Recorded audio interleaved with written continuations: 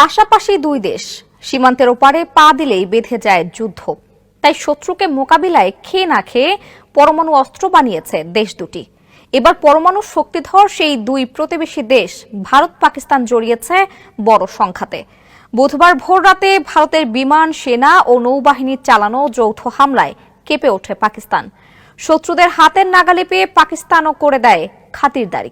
দুই দেশই দাবি করছে একে অপরকে ঘায়েল করেছে তারা। কিন্তু ভারত পাকিস্তানের মধ্যে এমনই একটি সংঘাত পরমাণু যুদ্ধে মোড় নিতে পারে তা ৫ বছর আগে আঁচ করেছিলেন বিশ্লেষকরা। এ নিয়ে বিস্তারিত থাকছে প্রতিবেদনে। কাশ্মীর বিরোধের জের ধরে ভারত ও পাকিস্তানের মধ্যে হবে পরমাণু যুদ্ধ, আর সেই যুদ্ধে তাৎক্ষণিকভাবে মারা যাবে 12.5 কোটি মানুষ।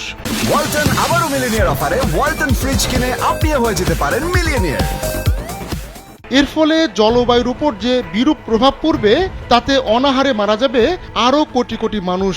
এরকমই এক বিপর্যয়ের ব্যাপারে 5 বছর আগে ধারণা দিয়েছিলেন গবেষকরা। যুক্তরাষ্ট্র ভিত্তিক সেই গবেষণায় বলা হয়েছিল চলতি বছরই যুদ্ধ লাগবে দক্ষিণ এশিয়ার পরমাণু শক্তিধর এই দুই দেশের মধ্যে। ওই গবেষণাটি চালিয়েছিলেন যুক্তরাষ্ট্রের রাটগার্স বিশ্ববিদ্যালয়ের গবেষকরা। কয়েকটি দৃশ্যকল্পের ভিত্তিতে এমন সিদ্ধান্তে পৌঁছেছিলেন তারা। এই গবেষণায় যুক্ত ছিলেন রাটগার্স বিশ্ববিদ্যালয়ের পরিবেশ বিজ্ঞান বিভাগের অধ্যাপক ডক্টর অ্যালান রোবক। তিনি জানিয়েছিলেন ভারত ও পাকিস্তান তাদের পরমাণু অস্ত্র ভান্ডার বাড়িয়েই চলেছে।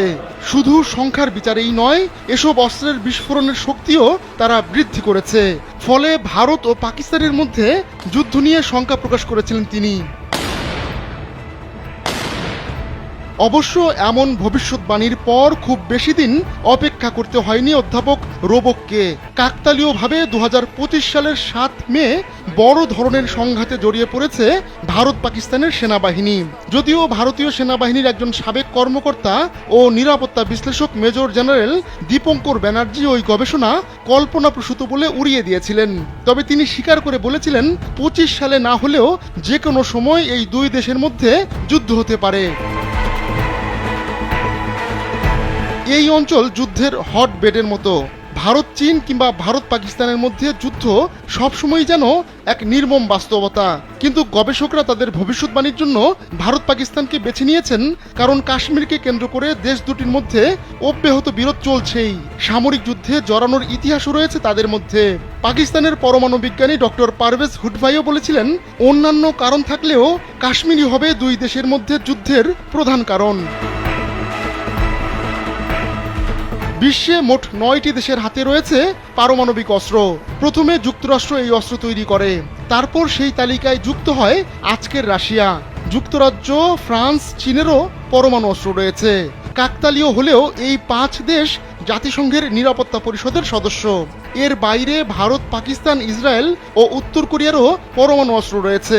এর মধ্যে একমাত্র যুক্তরাষ্ট্রই এ পর্যন্ত পারমাণবিক বোমা ব্যবহার করেছে। আহমদুল্লাহ শিকদার, কালবেলা।